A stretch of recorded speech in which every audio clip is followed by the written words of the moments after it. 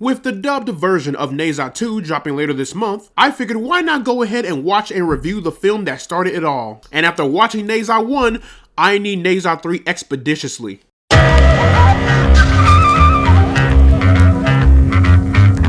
So, Ne Zha is the predecessor film of the Ne Zha duology. Just like the sequel, this film is also directed by Yu Yang, and it stars Joseph, Mo Han, Chi Lu, and Hao Chen. Born with unique powers, a boy is recruited to fight demons and save the community that fears him. My introduction to Ne Zha was the sequel film that I saw back in February of this year, and I was blown away with how unbelievably amazing that sequel film was. Everything I love about animation and action is present in that sequel film. And after watching Ne Zha 1, not only is this film awesome, but it just made me appreciate Ne Zha 2 even more. Just like the epic action in Ne Zha 2, the action in here is just as incredible. From the fluidity of the movements to the immaculate camera work to the sound of collision, the action is the biggest highlight of these movies. Now granted, I believe the action in Ne Zha 2 is better than Ne Zha 1, but I would be lying to you all if I said the action in Ne Zha 1 wasn't gripping and immersive. After watching both the Ne Zhas,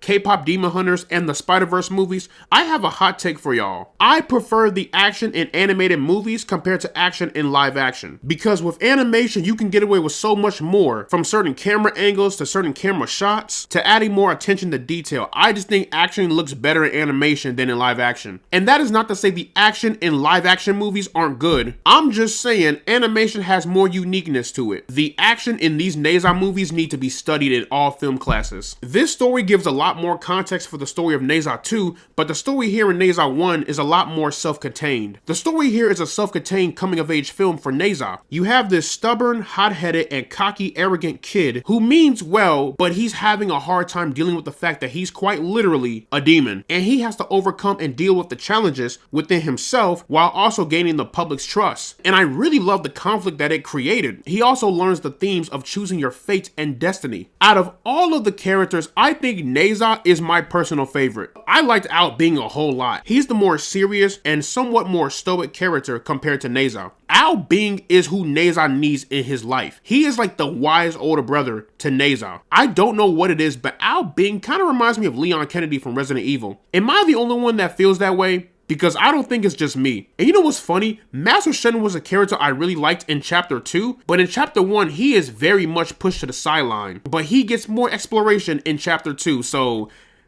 I can't really complain. When you compare this film to Ne Zha 2, you can tell Yu Yang became a lot more confident as a filmmaker. The things that may not have worked for some people in the first film were addressed in the second film. Although Ne Zha 2 is bigger, bolder, and better, this film still has a lot of heart to it. In fact, the emotional moments between Ne Zha and his parents hit a lot harder now knowing the events of Ne Zha 2. And once again, I love how the film incorporates Chinese mythology into the mix. I love that. I love when a film can tell a beautiful story while also exploring other cultures. The animation in this movie is overall fine. The animation is at its best when the action is happening. When there's no action happening, the animation you can tell is a little bit outdated in a way. Granted, there was a smaller budget for the first film, so you can't really get mad at that. Just know the animation in Ne Zha 2 is a massive upgrade compared to 1. But I thought the animation in here is overall still pretty fine. Also, I really do love the world building in this movie. The world building is present, but it's not as massive compared to its sequel. It explores other places in this world while also telling a beautiful self-contained story. A story about friendship,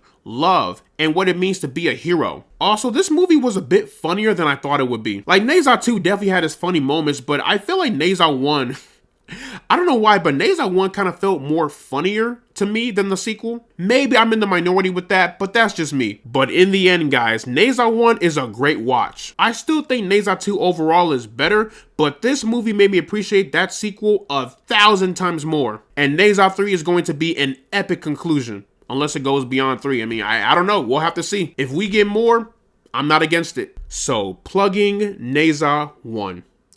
Into the rank system, I am placing this one into the pinnacle zone. But yeah, y'all, that is pretty much my review for Ne Zha. Let me know down in the comment section below what you guys thought about the film. Did you love it? Did you hate it? Just like what I said in my Ne Zha 2 review, what do you guys hope for with Ne Zha 3? Whatever you thought, let me know down in the comment section below. And as always, guys, leave a like and subscribe if you want to see more, and I will see you all in the next one.